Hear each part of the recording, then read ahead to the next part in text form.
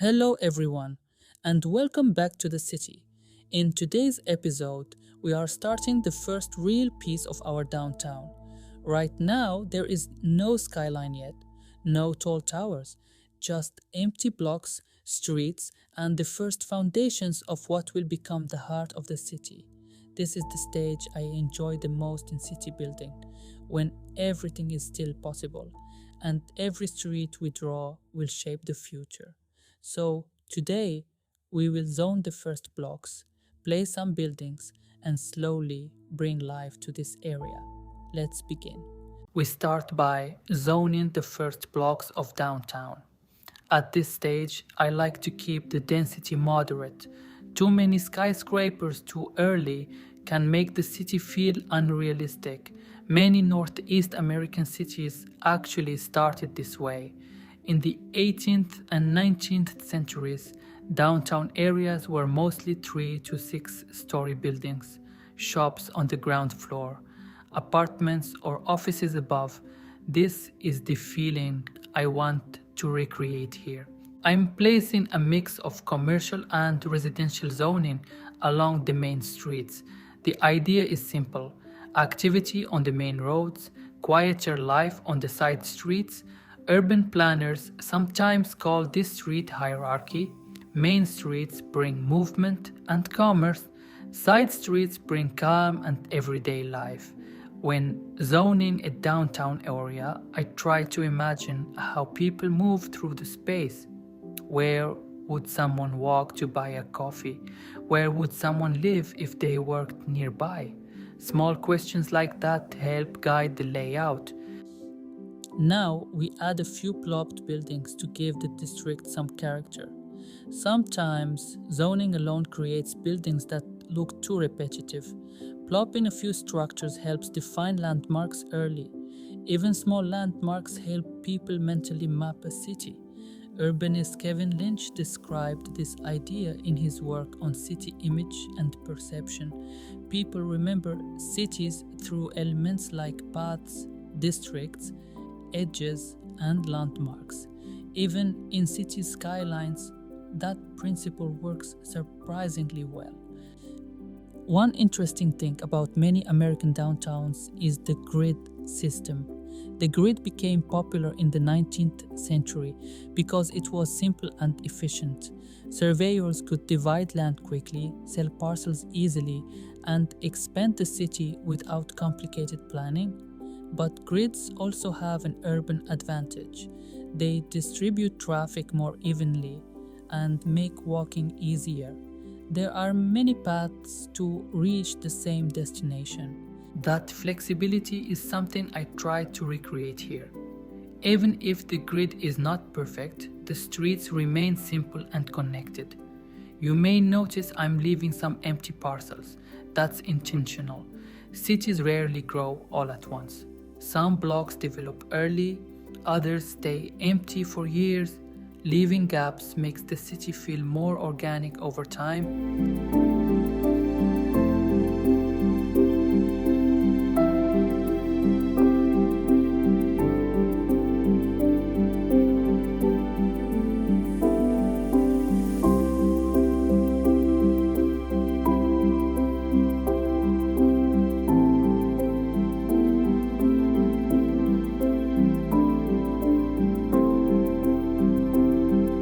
Let's continue filling this section. More mid-rise buildings, a few commercial spaces, and slowly the district starts to feel real. And the most satisfying moment is when the first pedestrians appear. That's when the streets stop being lines on a map and start becoming places. Alright, the first section of downtown is starting to take shape. Now, we need something important: better connect.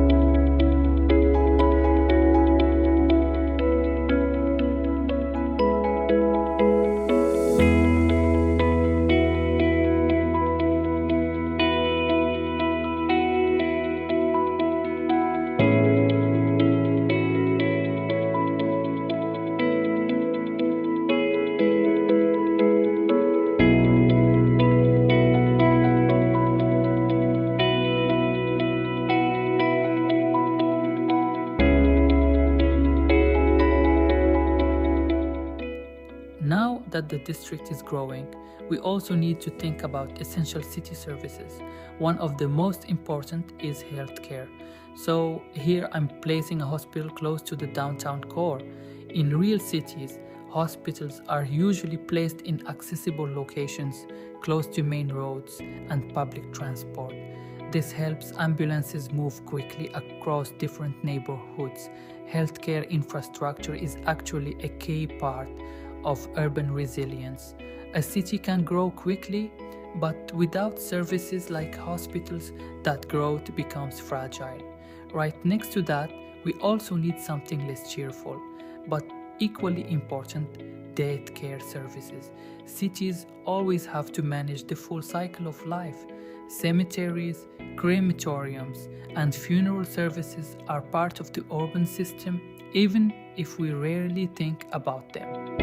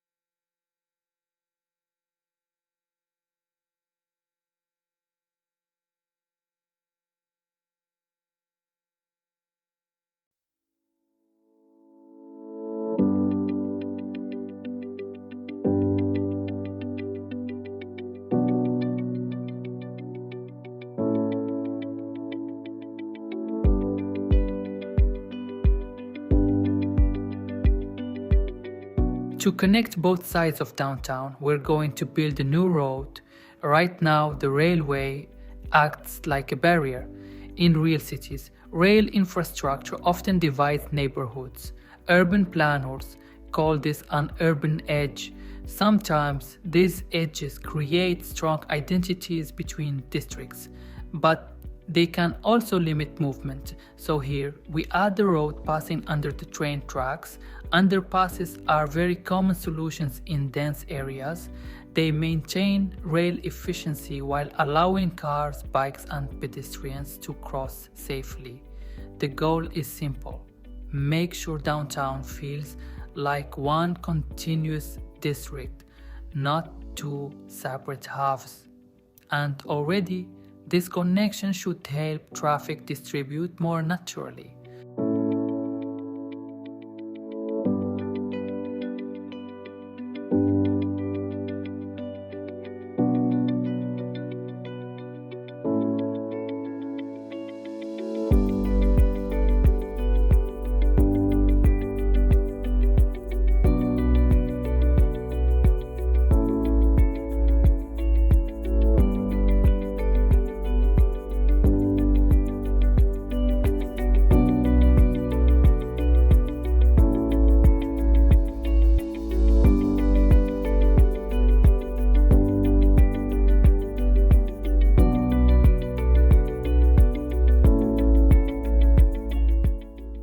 Now that the connection exists, we can continue filling the district.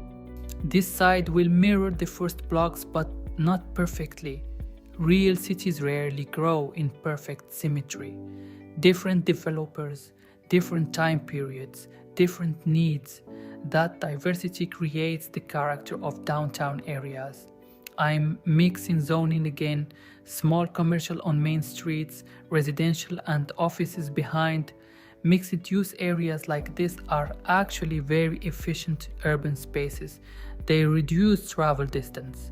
People can live, work, and shop within walking distance. Some planners call this the 15-minute city concept. The idea is that daily needs should be reachable within a short walk or bike ride. Even if City Skylines simplifies many systems, the concept still works well in gameplay. More buildings appear. Slowly, the skyline begins to form, even if the towers are still modest. In many real cities, skyscrapers came much later. Early downtowns were dense but not tall. Height usually followed economic growth and new construction technology. Steel structures and elevators changed everything.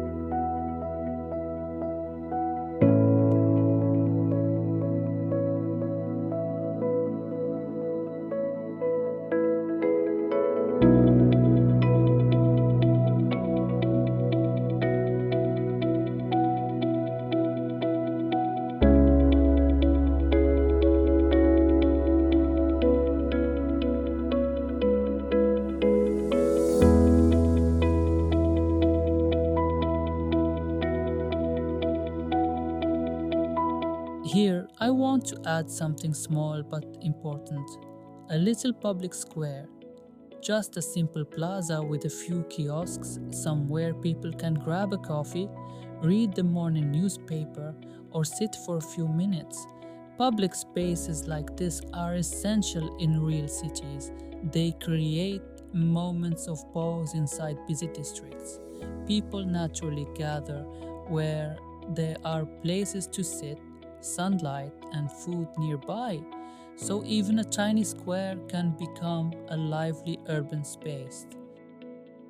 We finished by filling the remaining parcels around the main road. A few more buildings, some storefronts, park, and suddenly the district feels complete. Not finished forever, but finished for this stage of the city's life. And that's something I always enjoy in city skylines. Cities are never truly finished.